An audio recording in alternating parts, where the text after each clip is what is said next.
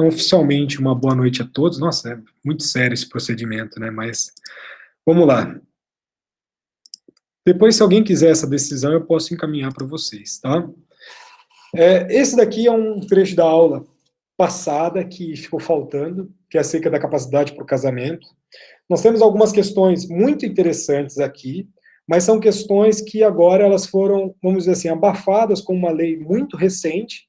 Então, a gente nem precisa, vamos dizer assim, discutir alguns elementos que foram discutidos de forma veemente aqui no nosso Direito Civil das Famílias, porque nós tivemos uma alteração legislativa que pacificou a questão. Então, acho que a gente vai ficar, vamos dizer assim, chovendo molhado, batendo em pontos que nós já decidimos, o legislador já decidiu, e é ponto que não tem questão de inconstitucionalidade para a gente falar que, opa, tá errado, tá? Então, vou falar um pouquinho de capacidade para o casamento. Lembrando, a gente está dentro dessa questão do casamento, a gente falou de natureza jurídica, falamos de conceito, então nós vamos enfrentar pontos importantes para chegar na habilitação, mas antes a gente precisa falar sobre as próprias possibilidades de se promover a habilitação do casamento, né? Capacidade, causas impeditivas e causas suspensivas. O primeiro ponto que a gente vai enfrentar é capacidade, porque a gente não tem uma dificuldade tão grande para entender hoje sobre a capacidade para o casamento. Mas eu preciso colocar um ponto fundamental, que a capacidade, a ideia de incapacidade, melhor dizendo, não pode ser confundida com impedimento, tá? A gente vai entender as causas impeditivas, né, com as causas que impedem a realização do casamento, mas a incapacidade não se confunde com impedimento.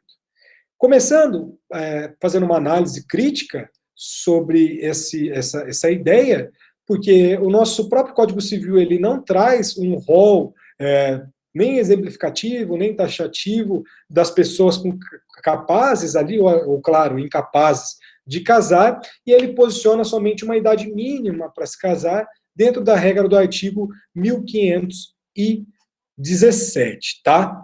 É claro que nós temos vários projetos de lei que estão tentando discutir sobre esse assunto. Quando tem projetos de lei que são interessantes para eu colocar para vocês, eu acabo colocando, mas é nítido que quando a gente não vai discutir todos os projetos de lei, porque se o projeto de lei não for aprovado, a gente vai perder tempo, né? Então, a gente não pode perder tempo, mas como eu falei para vocês, que como não existe uma regra específica no capítulo do casamento sobre a capacidade, nós nos submeteremos dentro da ideia de especificidade e generalidade.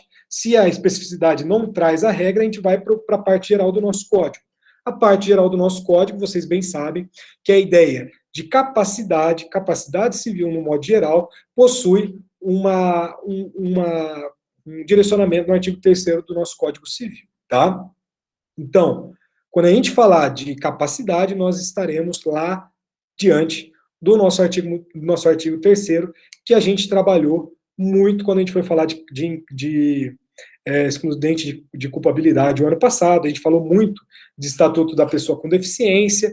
Por quê? Porque o nosso nossos incisos do artigo 3º, eles tinham ali a ideia de absolutamente incapazes os menores impúberes, ou seja, aqueles menores de 16 anos, os enfermos e os deficientes mentais sem o necessário discernimento, né, para a própria prática dos atos da vida civil, e as pessoas que tinham aquela ideia de causa transitória ou definitiva, que não pudessem exprimir a sua vontade, tá? É nítido que a nossa legislação ela é alterada com a Lei 13.145 de 2015, que é o Estatuto da Pessoa com Deficiência, e a partir do momento em que o Estatuto da Pessoa com Deficiência ele entra em vigor, ele acaba revogando todos os incisos do artigo 3º do Código Civil e deixa somente um. Então, ele não revoga todos, ele deixa um, mas ele trata ali, dentro desse inciso que está lá hoje no nosso artigo 3º, intocado, é a ideia dos absolutamente incapazes, tá? Então, os absolutamente incapazes são os nossos menores impúberes, e os nossos menores impúberes são aqueles que não possuem 16 anos completos. Então, até 16 anos incompletos, perfeito? Um ponto que é muito interessante, a gente precisa começar a direcionar aqui para vocês, é que homem e mulher em idade núbil, ou seja, 16 anos completos, de 16 até 18, podem sim se casar, só que esse casamento exige uma autorização prévia de ambos os pais, tá? ou, na ausência dos pais, dos seus representantes legais, enquanto não atingida a ideia de maioridade civil que se dá com os 18 anos de idade, tá? E aqui eu coloco para vocês uma dúvida. Mas e se a mãe topar e o pai não topar, numa eventual hipótese? A parte pode submeter ao juiz, né, que vai decidir se de fato esse suprimento pode ser autorizado dentro da via legal, pode suprimir essa autorização do pai. Por quê? Porque nós teremos que verificar o melhor interesse do adolescente nesse caso. Se houver uma justificativa injusta, como eu coloco para vocês, uma denegação injusta, essa denegação pode sim ser suprimida pelo juiz da causa, tá?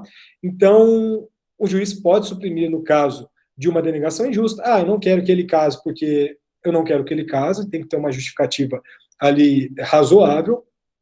E, se não tiver essa justificativa razoável, o juiz vai suprir, melhor dizendo, vai suprir ali essa autorização de um dos pais e vai autorizar o casamento. Mas tem uma sanção, entre aspas, não sei se a ideia de sanção se aplica aqui, mas tem ali uma condição, melhor falar de condição ao invés de sanção, uma regra específica, que é uma regra patrimonial, ou seja, o regime de bens de pessoas que casam ali dentro desses 16 e 18 anos, com a ideia de um suprimento legal, que é a separação obrigatória ou a separação legal de bens, tá? Esse artigo 1641 vai trazer a ideia da separação legal de bens, ou seja, são casos que a nossa própria legislação determina que a separação de um eventual casal que está casando seja a separação obrigatória ou legal de bens. A gente vai estudar os regimes patrimoniais, fiquem tranquilos. Eu vou bater novamente nessa tecla quando a gente estivermos enfrentando esses pontos, mas, por exemplo, regime da separação obrigatória, o caso mais comum, pessoas acima de 70 anos de idade, tá? E aqui também, ou seja, dentro do inciso 3º do artigo 1641, essa ideia das pessoas ali em idade núbil, tá? Ou seja, 16 anos completos. Importante frisar aqui, como eu coloquei para vocês, existia uma série de discussões, assim, é bem interessante porque discussões dentro do âmbito penal, existia uma possibilidade de se excluir um ilícito penal em decorrência de um casamento, quando a pessoa era menor de idade, estupro de vulnerável, uma série de questões, mas como eu quis colocar aqui para vocês, uma ideia de exclusão de culpabilidade, de licitude sobre eventuais atos, mas a gente tem uma lei, que é uma lei muito recente, que é a Lei 13.811, que vai alterar o artigo 1520 do Código Civil, e aqui a gente vai fazer uma análise, né, de como era esse 1520 e como ele está dentro dessa nova legislação. O que falava para nós o 1520 do Código Civil até 2019?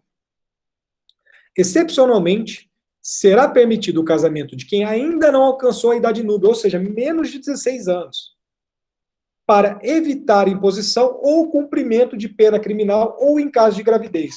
Então, assim, nós tínhamos uma excludente de licitude, porque... Licitude não, excludente de culpabilidade. Porque nós tínhamos uma ideia de que a pessoa que não alcançou uma idade núbil, ou seja, uma pessoa que estava lá com 13 anos de idade, vamos dizer assim, e que essa pessoa que ela, por exemplo, está tendo um relacionamento que seria condenado por um eventual estupro de vulnerável ou algo nesse sentido, essa pessoa não seria atingida na seara penal. Por quê? Porque nós tínhamos aqui uma excludente de responsabilização, que era a possibilidade de um casamento dessa pessoa abaixo dos 14 anos de idade, vamos supor, para se casar em caso de uma eventual gravidez, por exemplo. Então nós tínhamos aqui um afastamento do ilícito penal. E aí nós tínhamos uma série de discussões doutrinárias, jurisprudenciais, legislativas, e finalmente nós temos uma lei, que é a Lei 13.811 de 2019, que pacifica essa matéria e altera veementemente esse artigo 1520 e traz a seguinte redação: não será permitido, em qualquer caso, o casamento de quem não atingiu a idade núbil, observado o disposto do artigo 1517 desse Código. Então, o principal fundamento é evitar o casamento infantil nessa hipótese. Então, pessoas, a partir de 2019, abaixo de 16 anos de idade, não se casam mais aqui no Brasil, tá? Não se casam mais, por quê? Porque essas pessoas são incapazes para o casamento. Então, por mais que o Código Civil de 2002 ele não trouxe na redação original algum rol, hoje a gente pode falar que esse artigo 1520, com a alteração legislativa de 2019, pela Lei 13.811, finalmente colocou algum ponto ali, uma pá de cal, vamos dizer assim.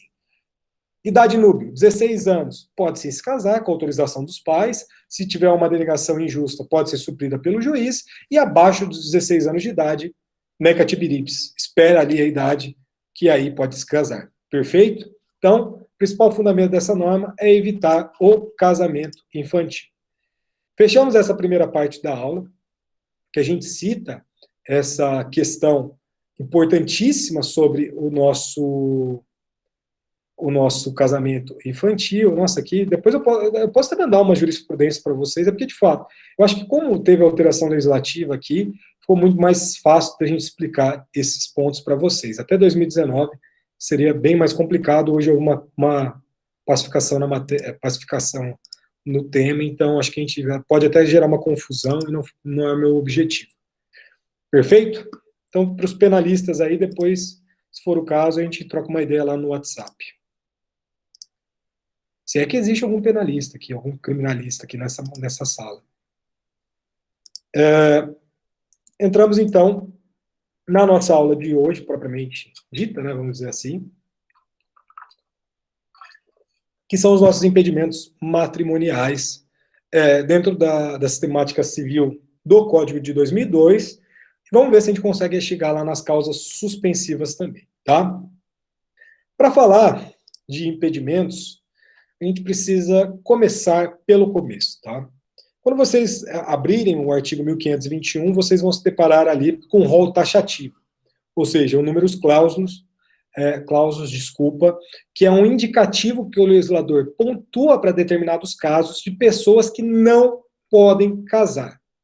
Então, a variar com a modalidade ali, com a situação fática, determinadas pessoas não poderão casar. Esse impedimento, a gente vai ter uma ideia, impedimento relativo, impedimento absoluto, aquela história toda, só que esses impedimentos matrimoniais são impedimentos absolutos.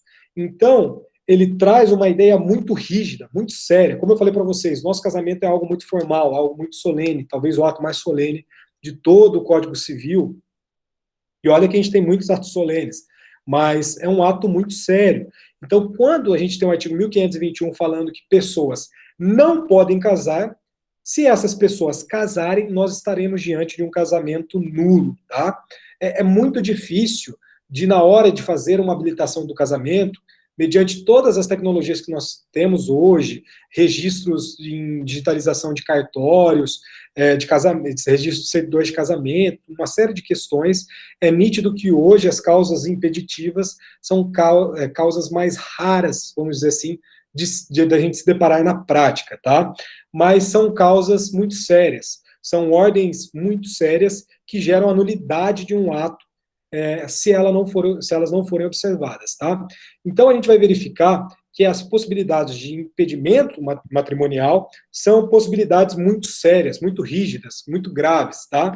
Que vão envolver normas de ordem pública. E vocês já sabem, normas de ordem pública, normas congênites, a violação, o afastamento dessa ordem de norma de ordem pública por ato de manifestação de vontade das partes, faz com que esse ato de manifestação das vontades das partes se torne nulo, né? Então, ordem pública, se você tentou afastar essa norma de ordem pública, essa tentativa de afastamento é um ato nulo, tá? Vocês já sabem bem isso. Nós temos, então, 1, 2, 3, 4, 5, 6 situações de impedimentos matrimoniais. Primeiro, que não podem casar os ascendentes com descendentes até o infinito, no caso de parentesco natural, que nós estaremos diante de um impedimento decorrente de parentesco consanguíneo. A gente vai enfrentar tudo isso, tá? Também, não podem casar os colaterais até o 3º grau. O impedimento aqui, a justificativa é que ele é decorrente de parentesco consanguíneo, perfeito? Não podem casar os afins em linha reta, impedimento decorrente de parentesco por afinidade. Não podem casar o adotante com quem foi cônjuge do adotado e o adotado com quem foi cônjuge com quem foi do adotante, né? Os ascendentes e descendentes em casos envolvendo adoção, e o adotado com o filho do adotante. Aqui nós temos o impedimento em decorrência de parentesco civil, formado pela adoção. Aqui é praticamente a mesma regra que a gente tem ali do item B, né, que você não pode casar com colaterais até o terceiro grau, e também com os ascendentes. Eu vou fazer os desenhos aqui para vocês, a gente vai entender isso, fiquem tranquilos. Não podem casar as pessoas casadas, impedimento decorrente de vínculo matrimonial, e nossa última possibilidade, que não podem casar o cônjuge sobrevivente com o condenado por homicídio ou tentativa de homicídio contra o seu consorte, e aqui é o impedimento decorrente de crime, né? Isso daqui é uma bela história de cinema. Bem, vamos lá. Antes de eu começar, deixa eu ver como que eu vou fazer isso. Eu não sei, acho que tem um jeito aqui de eu compartilhar um quadro com vocês aqui no Meet. Eu renovei lá a contratação no Zoom, então se vocês tiverem mais afinidade com o Zoom, vocês me avisem, que é aí que eu faço no Zoom, as nossas próximas aulas. Deixa eu criar aqui esse negócio. Não sei se uma pessoa precisa ter... Eu vou colocar aqui, vamos ver se funciona esse negócio. Deixa eu fazer, acho que de uma forma até mais simples. Deixa eu abrir aqui um documento do Word, vai. Mais fácil do que eu ficar tentando inventar moda.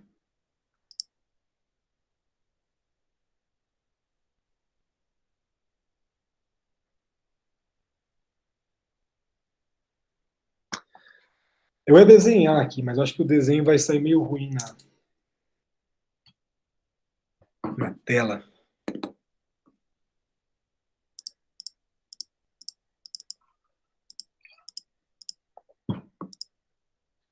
Vamos lá, Word, me ajuda. Então, acho que compartilhou aí. Quando eu falar de relação de parentesco, a gente vai ter uma aula específica sobre isso, mas eu acho que eu consigo fazer um negócio aqui que a gente consegue já entender um pouco sobre, de uma forma bem tranquila, tá? Quando eu falo em linha reta, linha colateral, todas essas coisas que a gente vai enfrentar aqui, a gente vai dar os exemplos, tá? E vai ficar algo muito simples. Só que eu vou até a colateral de terceiro grau, que é a possibilidade, aliás, até de terceiro grau, que é a possibilidade de impedimento para se casar, tá? Então vamos imaginar uma pessoa, lembrando que é sempre um problema tentar fazer algo minimamente bonito aí para vocês, algo estético, mas uma pessoa, essa pessoa sempre terá um vínculo de filiação. Sempre vai existir um vínculo de filiação, tá? Então, essa pessoa possui uma filiação com determinada pessoa, que a gente vai dar um nome aqui de P de pai. Nossa. E aqui outra pessoa que a gente vai dar M de mãe, tá? Essa relação que você possui com o pai e com a mãe é uma relação de primeiro grau em linha reta, tá? Por quê? Porque é primeiro grau. É uma relação direta que você tem com um ou com o outro. Perfeito? Não tem nenhum obstáculo aqui. É uma relação você com ele, com eles. E por que linha reta? Isso é simples. Só vocês olharem para esse ponto aqui, espero que o cursor esteja funcionando, mas é uma linha, que é uma linha reta que vai ligar vocês com os seus pais, beleza? Só que vamos imaginar que a sua mãe, ela também tem essa situação aqui que você mesmo tem. Ou seja, ela tem o vô, meu Deus, tem a avó. Então, a sua mãe possui essa relação com os seus avós, tá? E qual que seria essa relação sua com os seus avós? É uma relação de primeiro grau? Não. Seria aquilo que a gente chama de relação de segundo grau. Por quê? Saiu muito bonito o 2 aí, mas nada mais é, você subiu o primeiro degrau, pai e mãe, aí você volta para os seus avós maternos, avô 1 e avô 2, ou seja, você subiu 2 degraus, né? Subiu um para a mãe e um para o avô. Só que vamos imaginar que essa sua mãe aqui possui uma irmã. Então, ela possui lá uma irmã, nós daremos o nome de T, porque é T de tia. Irmã da sua mãe. Entenda que a vinculação da sua mãe com a sua tia não é uma vinculação direta, digo, direta lateral. A sua mãe precisa subir para seus avós para atingir a sua tia, né? Por quê? Porque a sua tia é proveniente, é fruto do relacionamento existente entre os seus avós, como a sua mãe também é. Mas para você atingir a sua tia, você precisa necessariamente subir até os seus avós, por quê?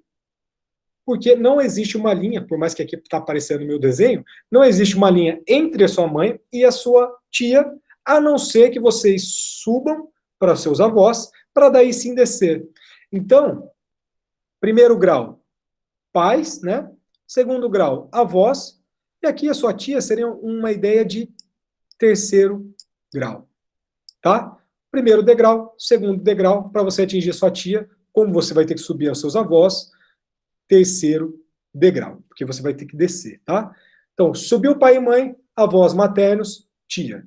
Acho que ficou claro, né? Se não ficou claro, desculpa, mas é uma forma que a gente está tentando fazer isso aí, que fique tranquilo para a gente compreender. A gente vai enfrentar muito isso, muito, muito, muito, que é muito importante a relação de parentesco, mas é uma ideia inicial, como eu coloquei para vocês, tá? Acho que ficou claro. Então, quando a gente coloca impedimento matrimonial, na primeira hipótese, que não podem casar os ascendentes, quem são os ascendentes? Se você está aqui na base, dentro desse desenho do eu, ascendente você vai olhar para cima. Olhou para cima, seus pais. Olhou mais para cima, seus avós.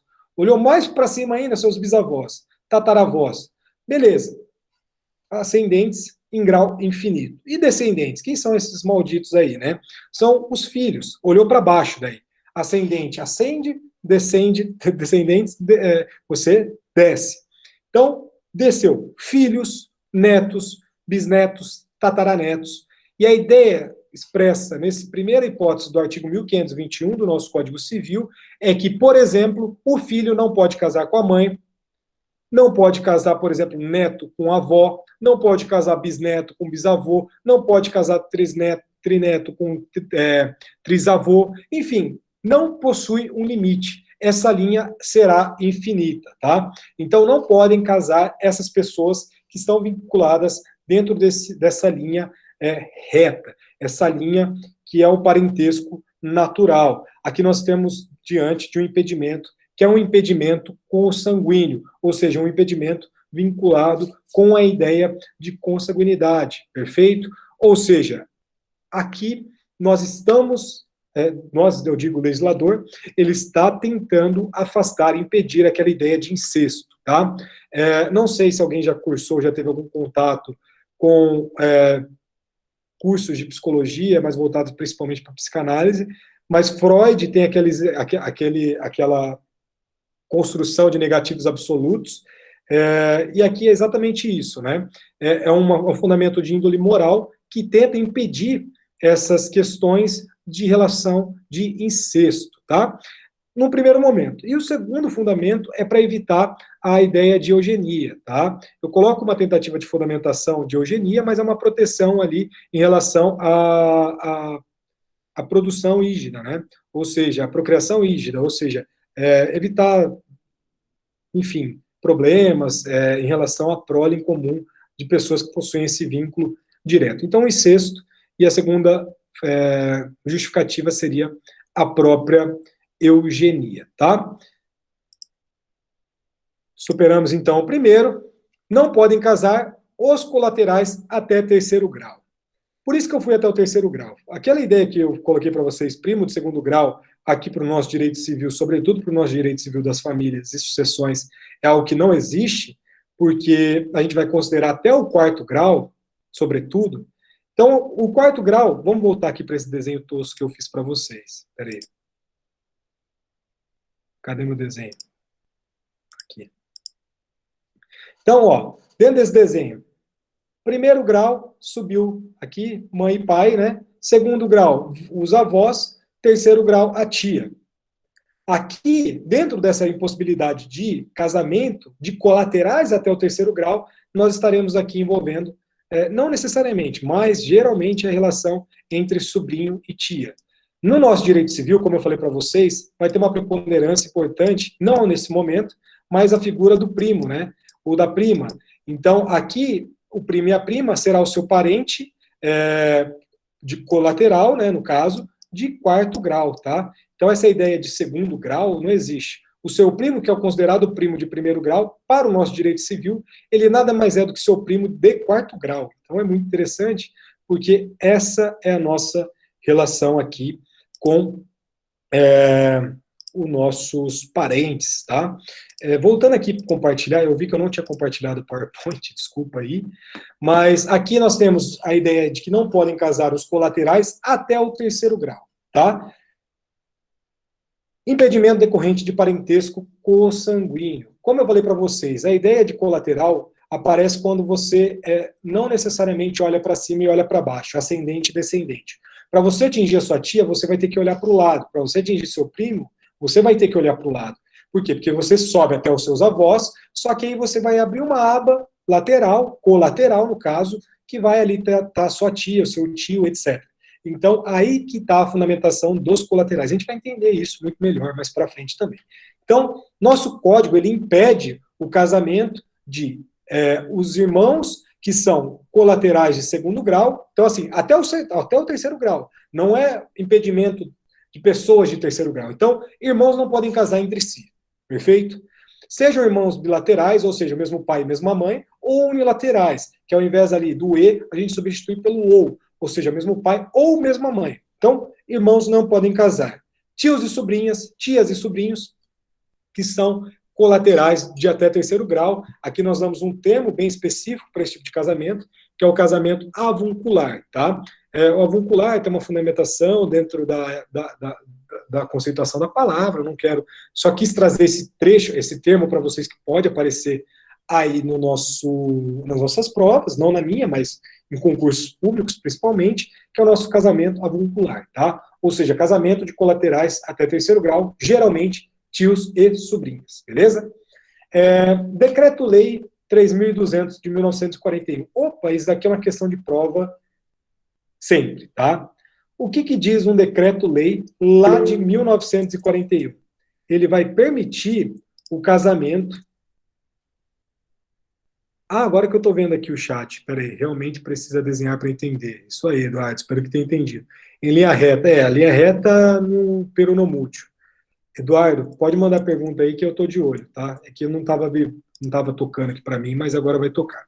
Então, esse decreto-lei 3.200/41, você já deixa anotado aí que eu vou colocar ou em prova ou em trabalho essa questão. Por quê?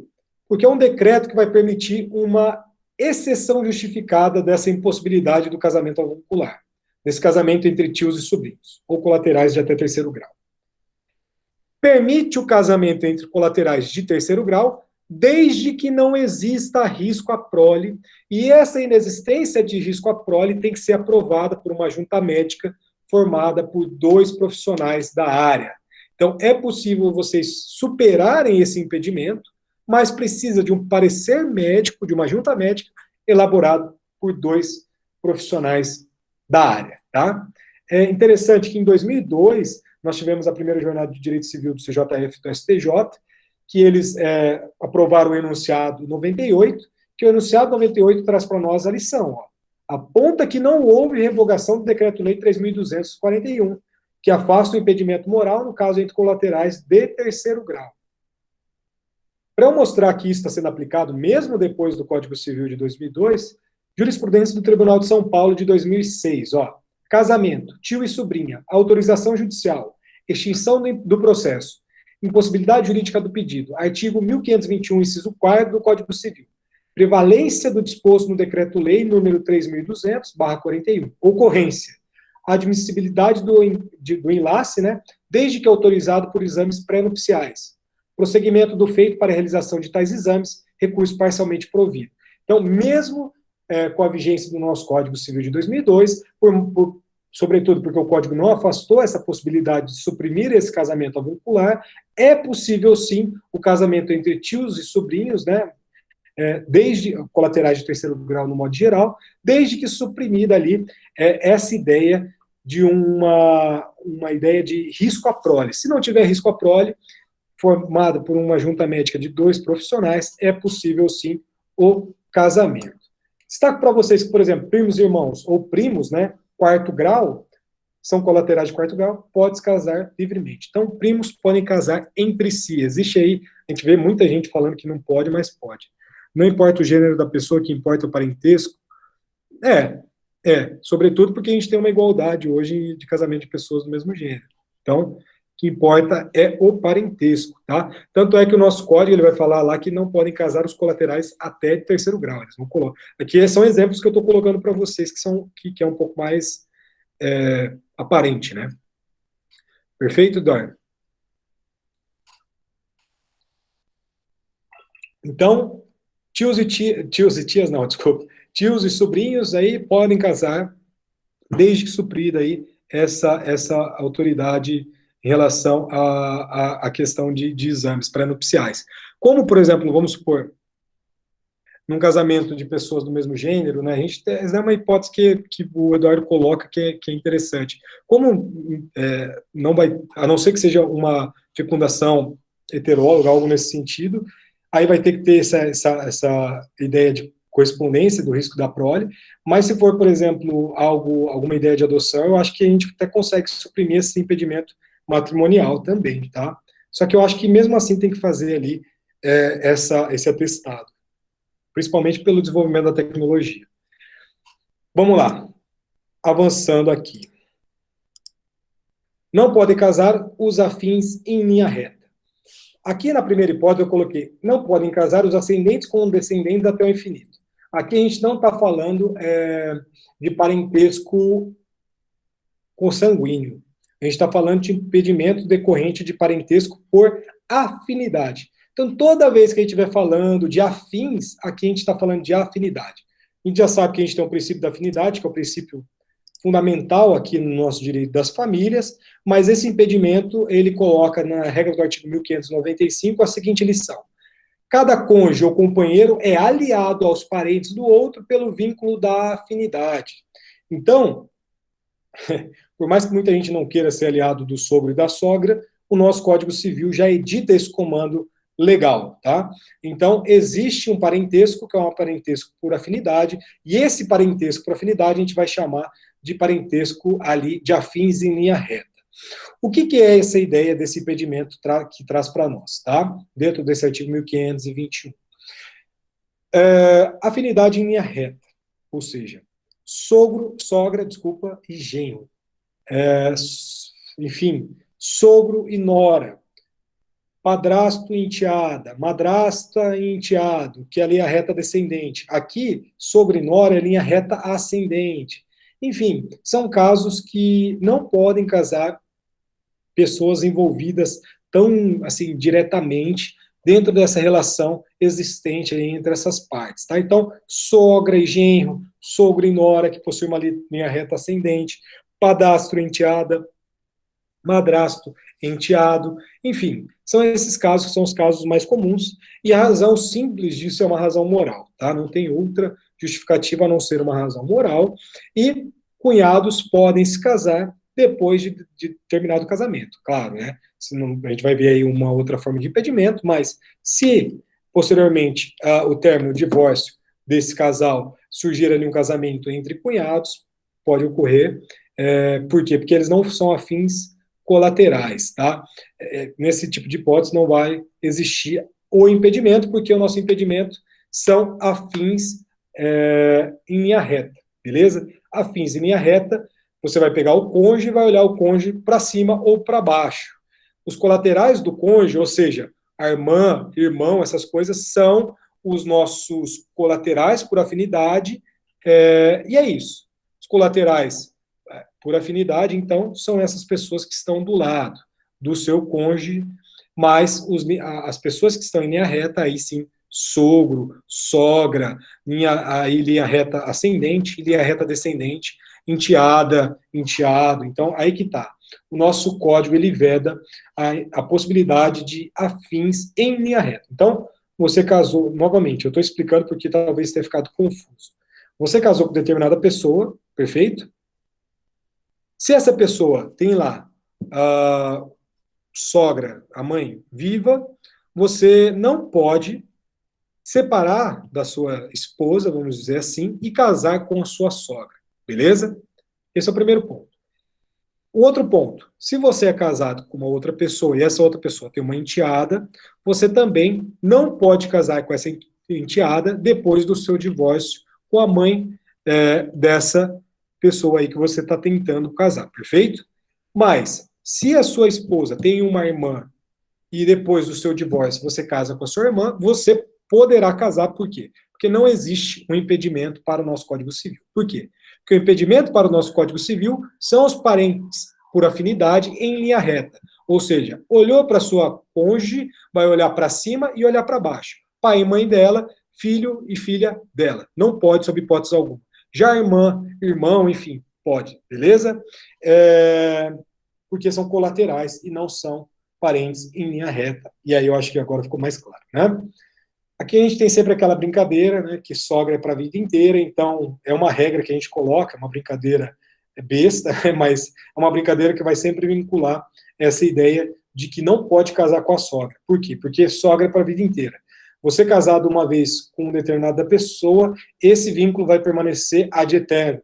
Então, sempre vai existir um impedimento matrimonial. Se você separar, divorciar, melhor dizendo, você não pode casar com a sogra, não pode casar com a enteada, não pode casar com o sogro e com o enteado, mas pode casar ali com a irmã do seu ex ou da sua ex-cônjuge. Beleza? Não podem casar o adotante com quem foi cônjuge do adotado e o adotado com quem foi do adotante, né? Os ascendentes e descendentes em caso envolvendo a adoção e o adotado com o filho do adotante. Aqui é uma justificativa porque existe uma equiparação em relação à filiação decorrente da adoção e a filiação consanguínea, tá? Então, o parentesco civil, ele é um parentesco que é formado ali dentro da adoção. Então, todas essas regras que a gente já colocou, elas são repetidas aqui para os casos de adoção, tá? Por quê? Porque a adoção vai imitar a família natural e nós teremos as mesmas regras que nós já colocamos para vocês aqui, tá? Então, linha reta, os afins também, colateral até terceiro grau, todas essas ideias a gente coloca aqui também para os casos de adoção. O impedimento mais comum, vamos dizer assim, não podem casar as pessoas casadas. Aqui nós temos a vinculação do princípio da monogamia para o casamento. A pessoa casada uma vez, aqui no nosso Brasil, ela não casa novamente, só vai casar depois do divórcio. Se ela tiver separada de fato e constituir uma união, ela vai estar constituindo uma união estável e não um casamento. Se essa pessoa casar, esse casamento será nulo, tá? Então aqui nós temos um impedimento decorrente de vínculo matrimonial. Aqui não tem muito segredo também, pessoas casadas não podem casar a não ser que seja feito o divórcio.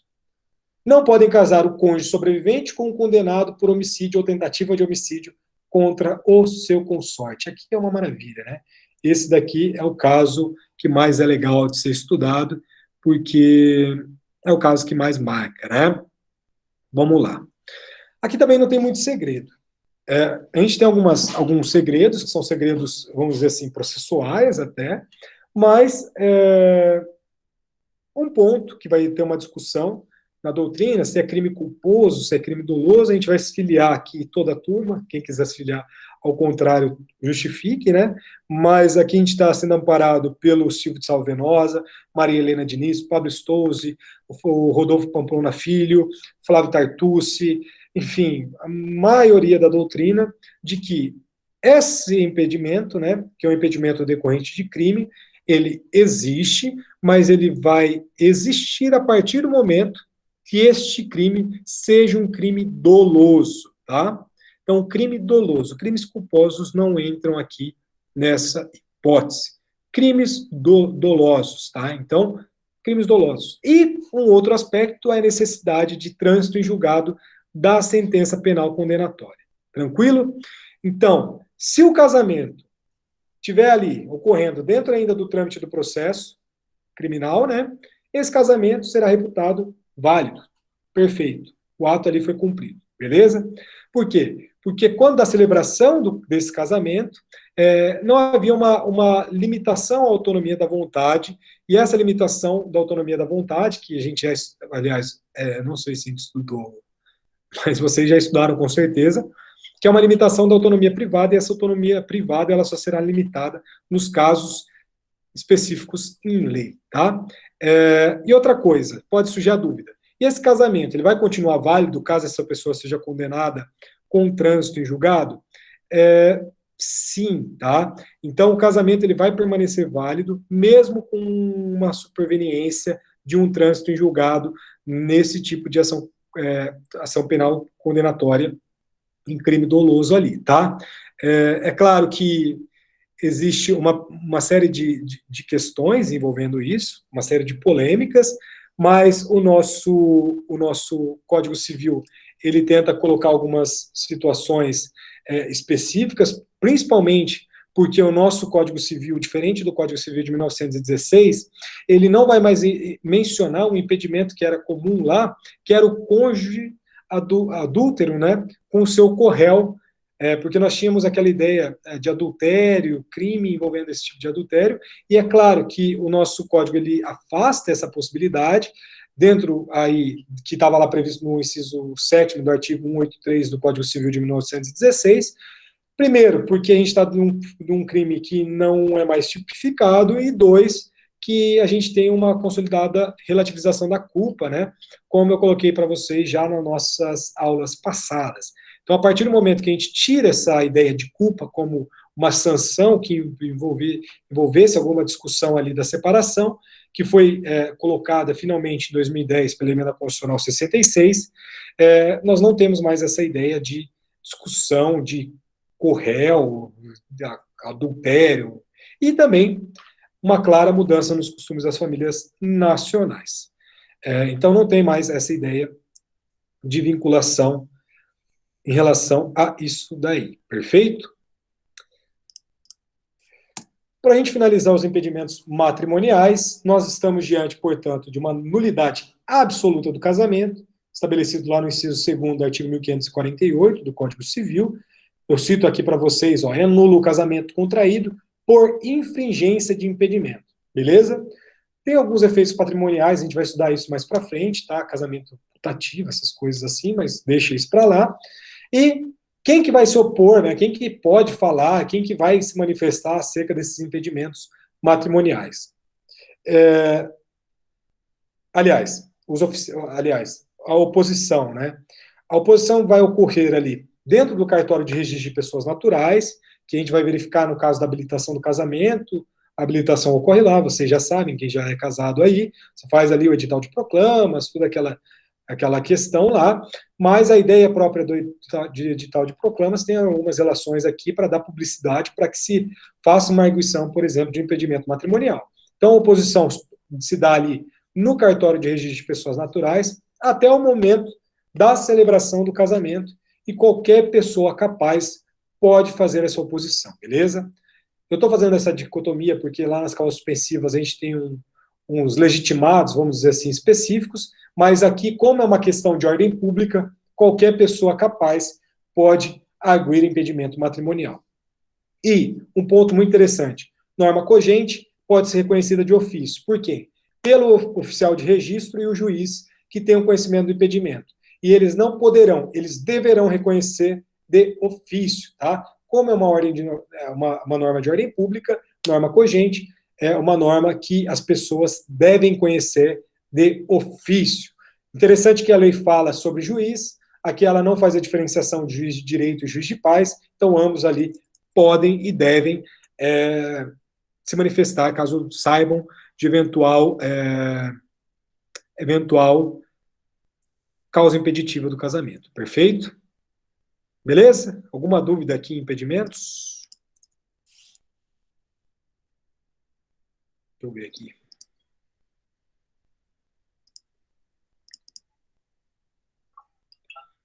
Então vamos lá. As nossas famosas causas suspensivas do casamento. Então, falamos de capacidade. Falamos que capacidade hoje se limita, graças a uma alteração legislativa de 2019, somente ali os menores de 16 anos, que não podem se casar sob hipótese alguma, são os incapazes, né? Capacidade para o casamento. Falamos das causas impeditivas e agora as causas suspensivas do casamento. impedimentos relativos. Então, já fiz aquela diferenciação para vocês, mas nós tivemos impedimentos absolutos, que são as causas de impedimentos, previstos no artigo 1521, e aqui os impedimentos relativos, ou seja, causas suspensivas previstas no nosso artigo 1523 do Código Civil. Lá no nosso 1521, quando vocês fizerem uma comparação muito simples, que vocês vão lembrar aí.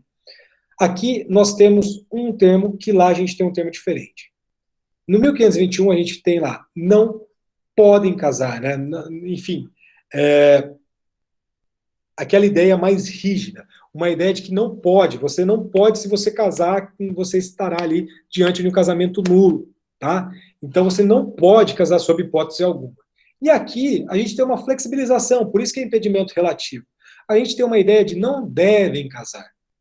Lá não podem e aqui não devem, tá? Então, assim, é uma coisa mais de boa, entendeu? Aqui tem uma ideia mais tranquila em relação às causas de impedimento, tá?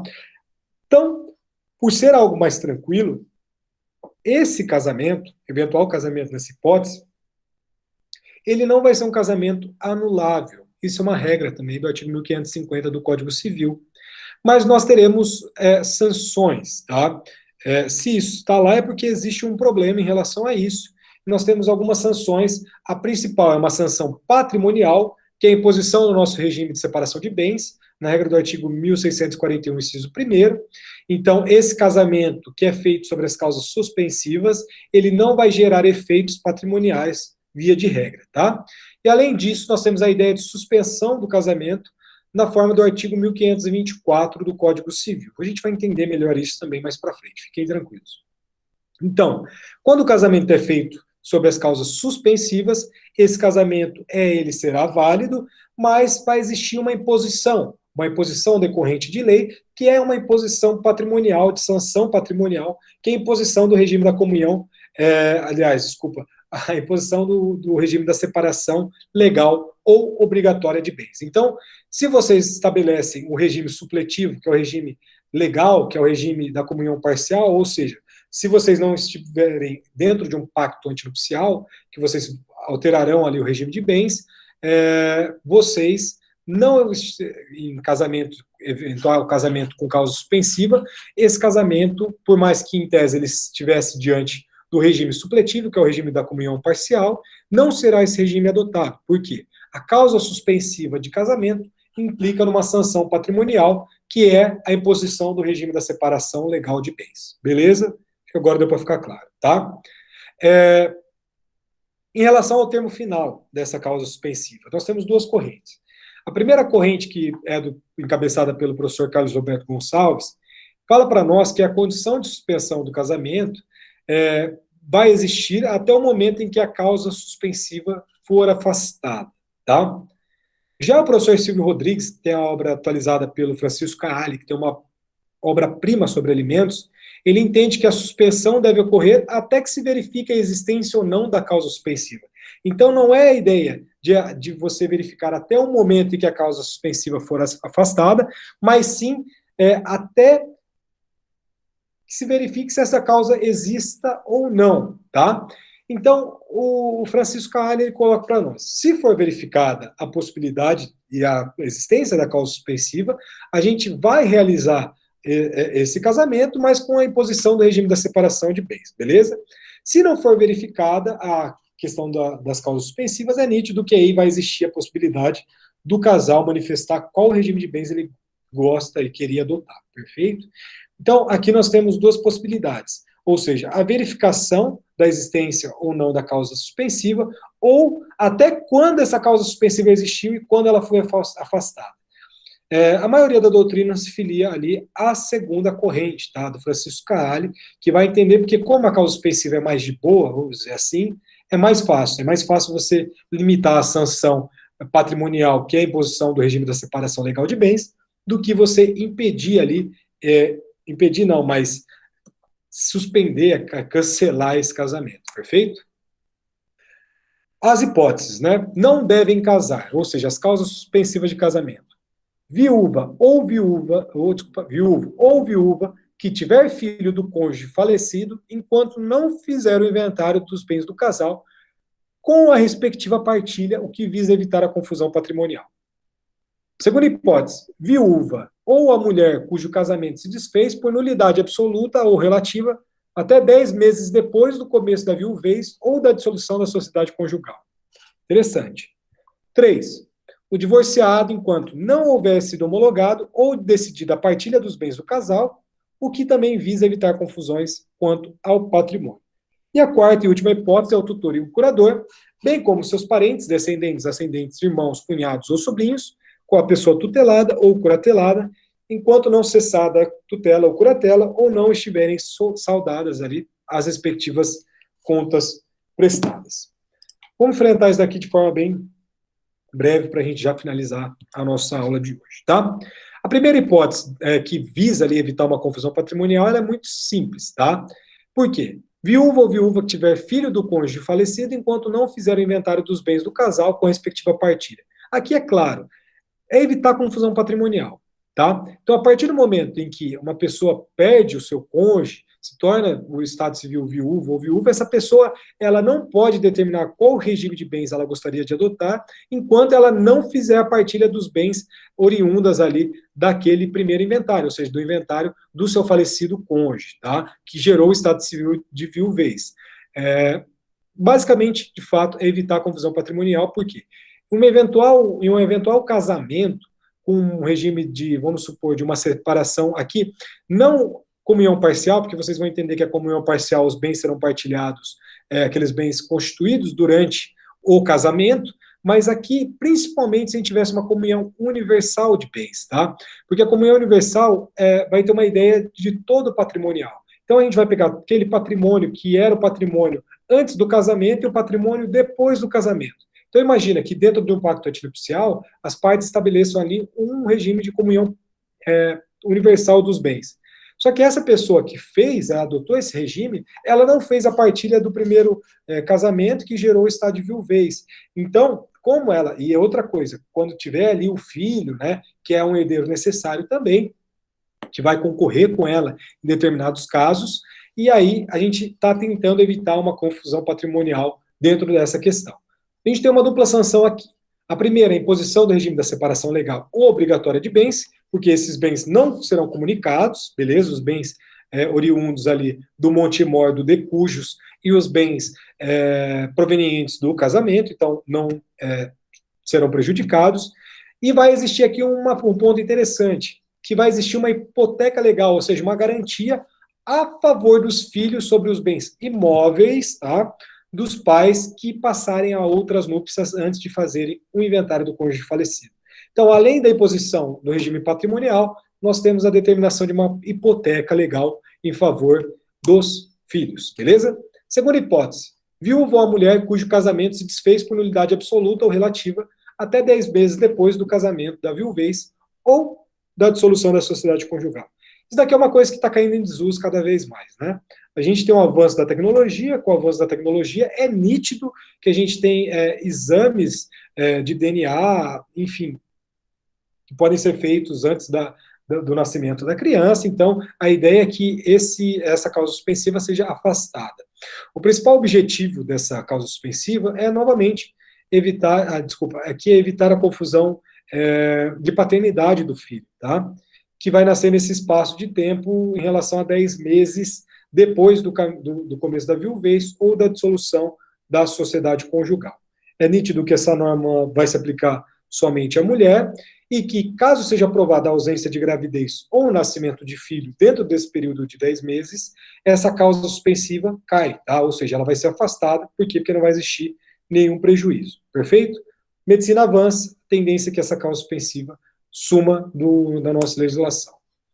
A quarta hipótese, né, a nossa última hipótese, é o divorciado, enquanto não houver sido homologada ou decidida a partilha de bens do casal, o que aqui, evidentemente, vai visar também a imposição, né, a evitar a confusão patrimonial desse primeiro casamento, tá? Então, não existindo, dentro do plano prático e da constatação das ideias, o prejuízo patrimonial, esse casamento pode ser celebrado em qualquer regime, tá? Dentro dos nossos regimes possíveis, afastando essa causa suspensiva. E a nossa razão da inclusão dessa previsão dentro do Código Civil, é que o divórcio também pode ser concedido sem que haja uma prévia partilha de bens. Vocês, na prática, vão se deparar muito com isso. É muito comum que o casal faça um divórcio no momento A e, posteriormente, faça a partilha de bens. Eu nunca recomendo isso, tá? Eu não costumo ter essa prática, mas o Código, dentro do artigo 1581, ele permite isso. Então, a pessoa pode se divorciar e depois fazer a partilha. Só que dentro desse depois, às vezes esse depois fica para o eterno. Então, para não existir uma confusão patrimonial existente entre o primeiro casamento e o segundo casamento, a gente tem uma causa suspensiva que visa aí garantir as questões relativas ao patrimônio. E aqui nós temos o tutor e o curador, né, que aí sim, de fato, é a nossa última hipótese, é uma questão muito mais voltada pela índole axiológica e moral.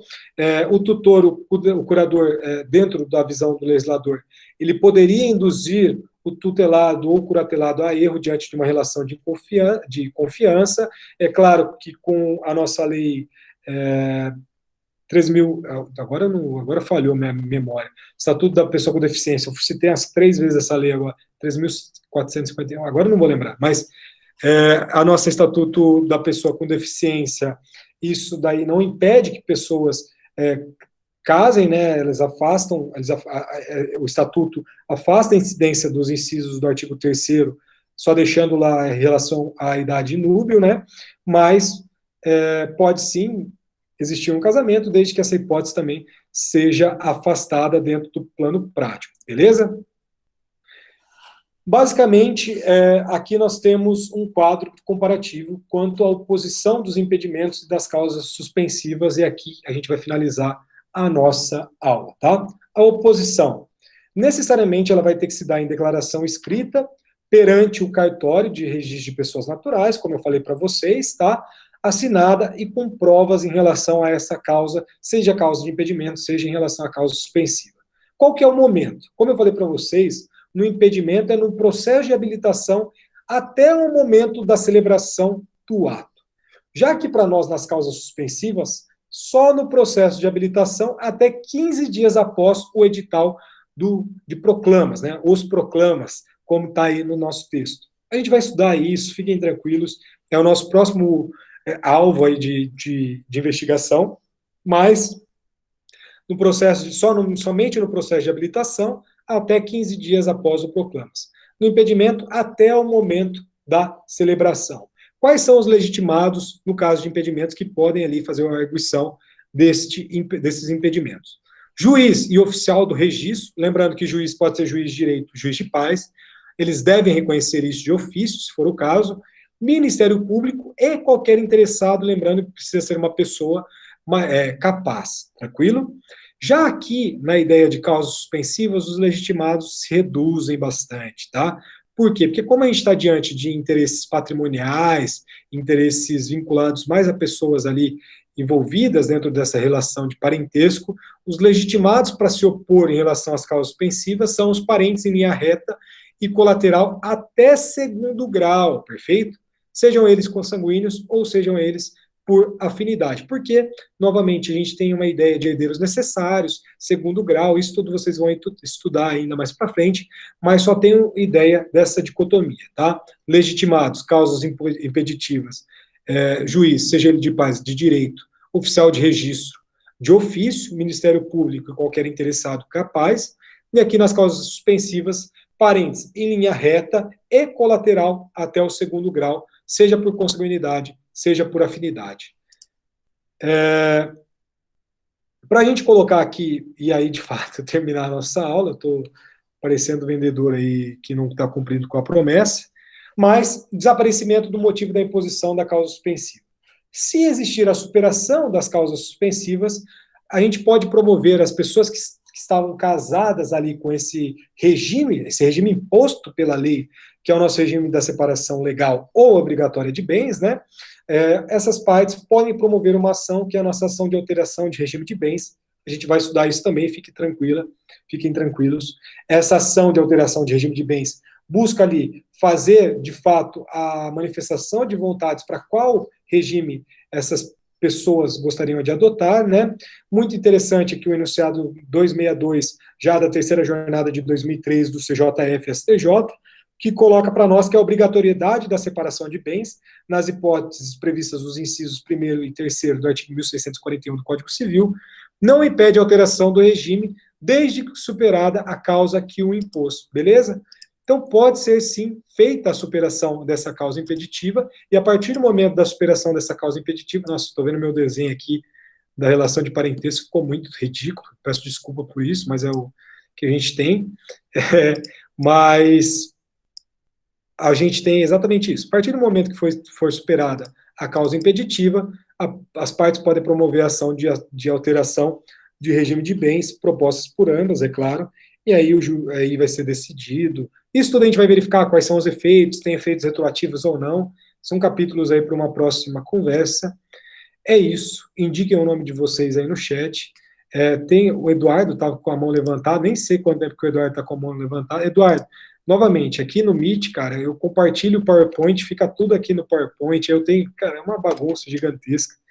Eu gosto um pouquinho mais do Zoom porque eu me organizo um pouquinho melhor. Eu estou aprendendo bem com o Meet. Mas se tiver alguma dúvida aí, Eduardo, a não ser que seja aquela já colocada, fique à vontade aí. E eventuais outras dúvidas também podem ficar à vontade aí. Se não tiver, manda o nome no chat.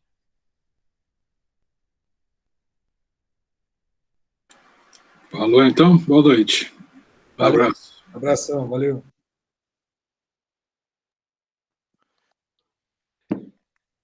Feito, seu Adriano. Professor, Boa noite, professor. Obrigado. Valeu. era aquela dúvida mesmo, professor.